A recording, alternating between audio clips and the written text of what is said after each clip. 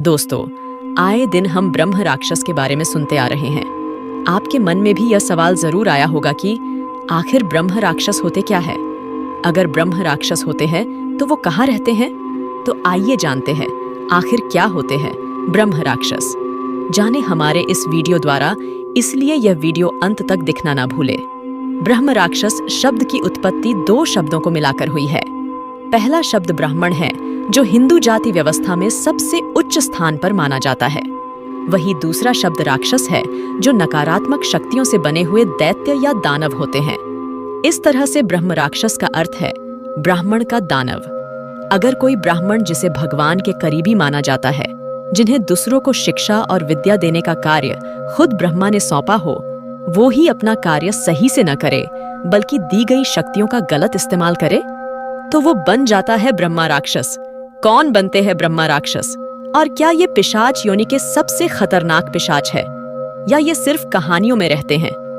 ब्रह्म राक्षस उन ब्राह्मणों का भूत होता है जिन्होंने अपने जीवन काल में बहुत ही बड़े पाप किए हो, जिन्होंने दूसरों का बुरा किया हो। मान्यताओं के अनुसार एक ब्रह्म राक्षस बहुत ही शक्तिशाली होते हैं। ये राक्षस वेद पुराण और मंत्रों के ज्ञान की वजह से एक आम प्रेत से कई ज्यादा शक्तिशाली होते हैं। ब्रह्म राक्षस यदि किसी के पीछे पड़ जाए तो इससे छुटकारा पाना एक आम इंसान के लिए नामुमकिन के बराबर है।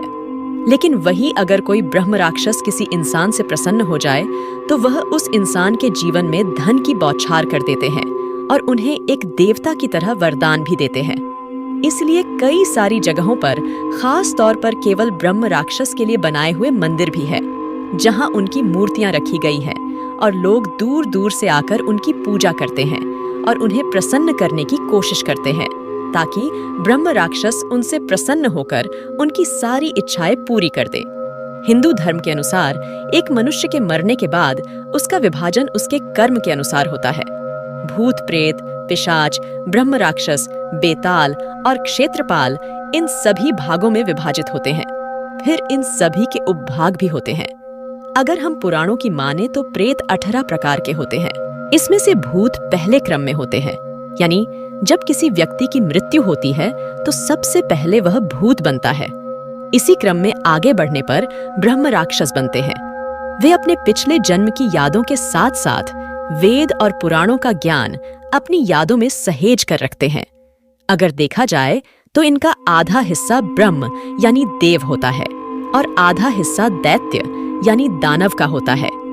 ब्रह्म राक्षस उन आत्माओं को कहा जाता है जो उच्च ब्राह्मण जाति में जन्म लेते हैं, वेद पुराण का ज्ञान प्राप्त करते हैं, पूजा पाठ करके सिद्धियां प्राप्त करते हैं, परंतु उसके बावजूद वह बुरे कर्म करते हैं, या फिर वह अपने जन्म से लेकर अपनी मृत्यु तक ऐसे घोर पाप करते हैं जो एक ब्राह्मण के लिए बिल्कुल उचित नहीं है, और ना ही ऐसे काम को अच्छा कर्म माना जाता है।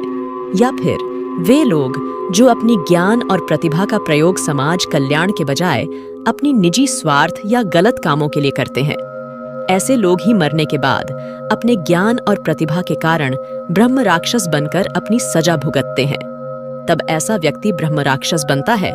लेकिन अब इसका मतलब यह नहीं है कि हर ब्राह्मण जिसने बुरे कर्म किए हो वह ब्रह्म राक्षस बन ही जाए, क्योंकि इसके लिए उसके पास वेदों का संपूर्ण ज्ञान और उन पर सिद्धि प्राप्त होनी बहुत जरूरी है।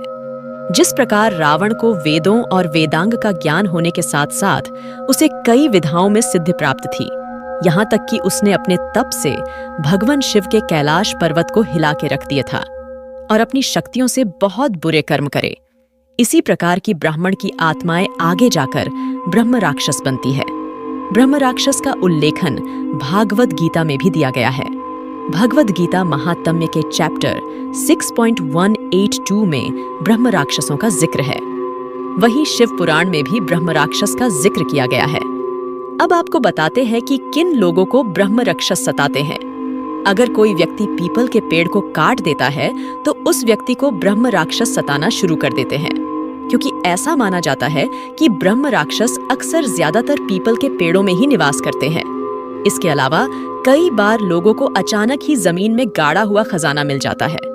ऐसा माना जाता है कि जमीन में गड़े हुए खजानों की रखवाली ब्रह्म राक्षस करते हैं। तो कई बार लोगों को ब्रह्म राक्षस इस वजह से भी प्रभावित करते हैं, उन्हें सताते हैं। जो कई बार लोग जाने अनजाने में बहुत ही पुराने पेड़ों को काट देते हैं, जो कि सदियों से किसी जगह पर मौजूद रहते हैं। ऐसा माना जाता है कि ज्यादा से ज्यादा पुराने पेड़ों को नहीं काटना चाहिए, क्योंकि उनमें ब्रह्म राक्षसों का निवास हो सकता है। आम के पेड़ों को कभी नहीं काटना चाहिए, क्योंकि पीपल के पेड़ के बाद आम के पेड़ ही ब्रह्म राक्षसों का सबसे अच्छा निवास माना जाता है।